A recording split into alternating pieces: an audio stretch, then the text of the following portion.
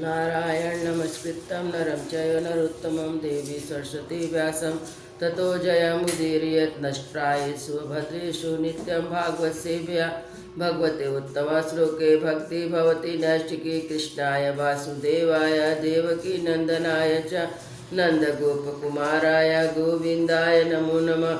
मूकं करोति वाचालं पङ्गुलङ्घते गिरिं यत्कृपातमहं वन्दे परमानन्दं माधवं श्रीचैतन्येश्वरं श्रीगुरुदीनतारिणं श्रीमद्भागवत पुराण पंचम स्कंद अध्याय 13 भवाटवी का वर्णन और राहुगढ़ का संशय।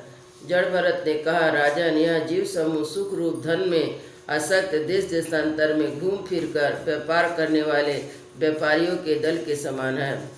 इस माया ने दुस्तर प्रवृत्ति मार्ग में लगा दिया है, इसलिए इसकी दृष्टि सात्विक राजस तामस भेद से नाना प्रकार के कर्मों पर ही जाती है। उन कर्मों में भटकता भटकता या संसार रूप जंगल में पहुंच जाता है।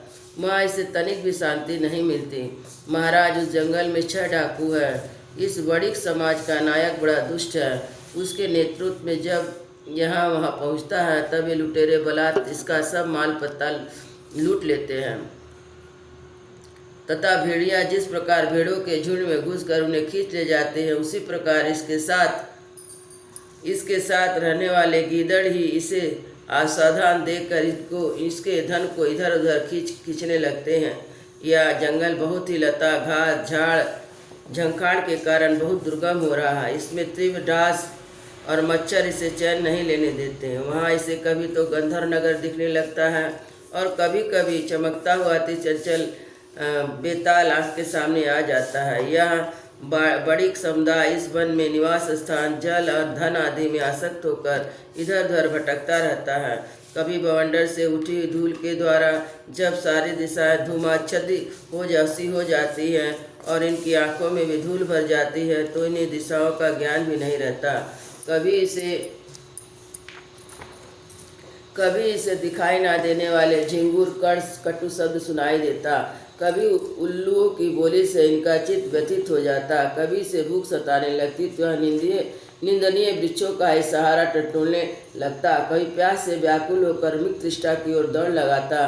कभी जलहीन नदियों की ओर जाता। कभी अन्न न मिलने पर आपस में एक दूसरे से भोजन प्राप्ति की इच्छा करता। कभी दावानल में घुसकर अग्नि में झुलस जाता और कभी यक्ष लोग इसके प्राण खींचने लगते तो यह खिन्न होने लगता। कभी अपने से अधिक बलवान लोग इसका धन छीन लेते तो यह दुखी होकर सोकर मोह से अचेत हो जाता और कभी गंधर्व नगर में पहुंचकर घड़ी भर के लिए सब दुख भूलकर खुशी मनाने लगता। कभी पर्वतों पर चढ़ना चाहता तो कांटे और कंकड़ों द्वारा पैर चलनी हो जाने से उदास हो जाता। कभी कुटुंब बहुत बढ़ जाता और उदर पूर्ति का साधन नहीं होता तो भूख की ज्वाला से संतप्त होकर अपने ही बंधु बांधवों पर खींचने लगता। कभी अजर सब का ग्रास बनकर वन में फेंके हुए मुर्दों के समान पड़ा रहता। उस समय से कोई सुध बुध नहीं रहती। कभी दूसरे विषैले जंतु से काटने लगते तो इनके विष के प्रभाव से अंधा होकर किसी अंधे कुएं में गिर पड़ता है। घोर दुख में अंधकार में बेहोश पड़ा रहता है। कभी मधु खोजने लगता तो कभी मक्खियाँ इसके नाक में दम कर देती और इसका सारा विमान नष्ट हो जाता। यदि किसी प्रकार अनेकों कठिनाइयों का सामना करके वह मिल गया तो भला दूसरे लोग उसे छीन लेते हैं। कभी शीत घाम आदि और वर्षा अपनी रक्षा करने में असमर्थ हो जाता है। कभी आपस में थोड़ा सा व्यापार करता है तो धन के लोभ से दूसरों को धोखा देकर उनसे बैर ठान लेता है।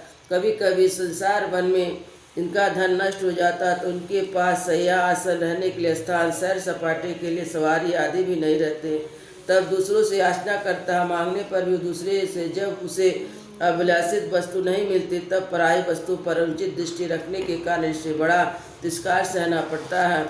इस प्रकार व्यवहारिक संबंध के कारण एक दूसरे से भेदभाव बढ़ जाने पर विवाह बड़िक समूह आपस में विवाह आदि संबंध स्थापित करता है और फिर इस मार्ग में तरह तरह के कष्ट आदि धन क्षय आदि संकटों को भोगते भोगते मृतकवत हो जाता है।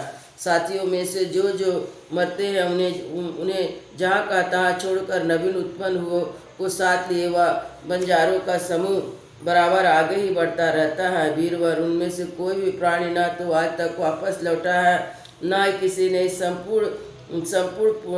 संपूर्ण मार्ग को पार करके परमानंद योग की शरण ली है।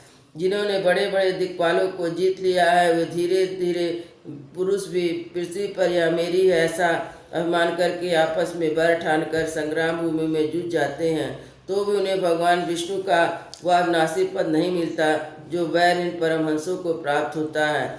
इस भावाप्ति में भटकने वाला यह बंजारों का दल कभी किसी लता की डालियों का आश्रय लेता है, उस पर रहने वाले मधुरभाषी पक्षियों के मुंह में फंस जाता है, कभी सिंहों के समूह के से भय मानकर बगुला गिद्धों से प्रेरित करता है, जब उनसे धोखा उठाता तब हंसों की पंक्ति में प्रवेश करना चाहता है, किंतु उसे उनका आचार नहीं सुहाता, इसलिए वानरों में मिलकर उनके जाति स्वभाव के अनुसार दाम्पत्य सुख में रत रहकर विषय भोगों से इंद्रियों को तृप्त करता रहता है।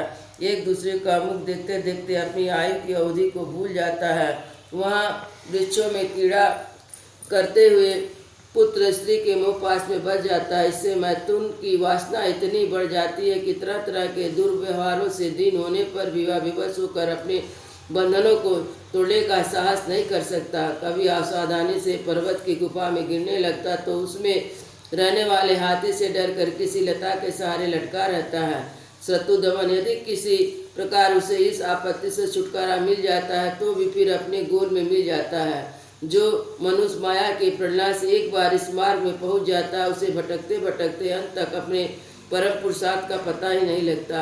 राहुगण, तुम भी इसी मार्ग में भटक रहे हो, इसलिए अब प्रजा को दंड देने का कार्य छोड़कर समस्त प्राणियों के सुहृद हो जाओ और विषयों में अनासक्त होकर भगवान की सेवा से तृच्छ किया हुआ ज्ञान रूपी खड़ग लेकर इस मार्ग को पार कर लो।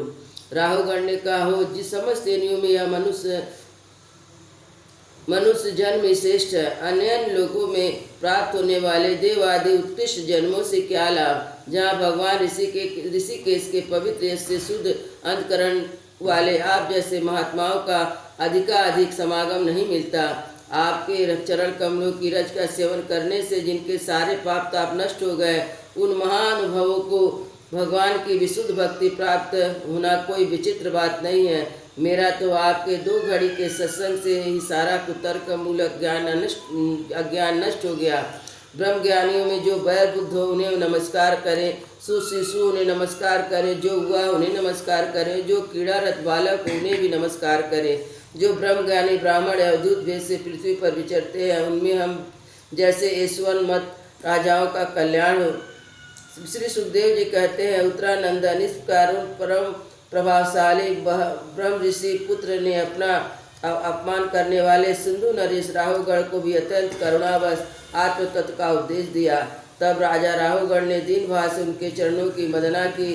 फिर वे परिपूर्ण समुद्र के समान शांतचित्त और उपेंद्रिय होकर पृथ्वी पर विचरने लगे। उनके सत्संग से परम आत्म तत्व का ज्ञान पाकर सौरवीर राहुगण ने अंतकरण में अभिज्ञावश आरोपित देहात बुद्धि को त्याग दिया।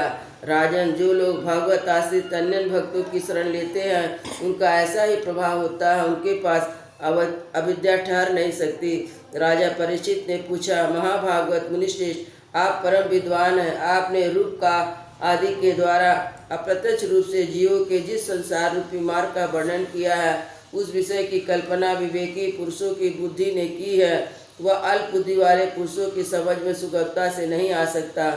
अतः मेरी प्रार्थना है कि इस दुर्बोध विषय को रूपक का स्पष्टीकरण करने वाले शब्दों से खोलकर समझाइए। वृंदावन बिहारी लाल की जय। जय श्री राम लला।